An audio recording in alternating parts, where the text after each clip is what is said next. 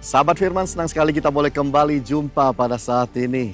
Ada satu kebenaran firman yang ingin saya bagikan untuk semua kita, diambil dari Kolose Fatsal yang ketiga, ayat yang pertama sampai ayat yang kedua, yang berkata begini. Karena itu, kalau kamu dibangkitkan bersama dengan Kristus, carilah perkara yang di atas di mana Kristus ada. Duduk di sebelah kanan Allah. Pikirkanlah perkara yang di atas, bukan yang di bumi.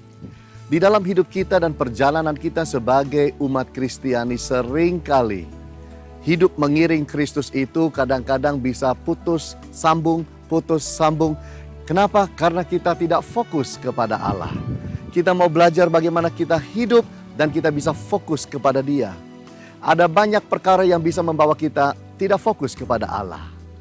Contohnya, ketika kita hidup dan di dalam kehidupan kita terjadi yang namanya kenikmatan hidup. Di mana hidup kita semua berjalan baik, semua berjalan indah, semua berjalan lancar.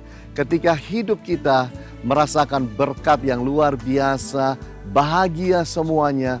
Seringkali hal-hal dan keadaan yang seperti ini bisa membawa kita menjadi tidak fokus kepada Allah.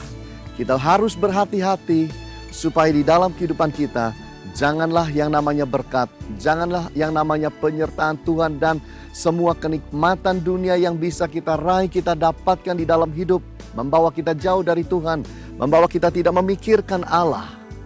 Jangan kita lakukan hal itu. Demikian pula ketika kita belajar dan melihat bahwa di dalam hidup ini, penderitaan hidup bisa mengganggu kita. Seringkali ketika kita sakit tidak sembuh, uang yang seringkali seret di dalam hidup kita, hutang yang belum terbayarkan, masalah demi masalah terus terjadi dalam hidup. Seringkali semua itu menarik fokus kita dari Allah untuk memikirkan masalah kita.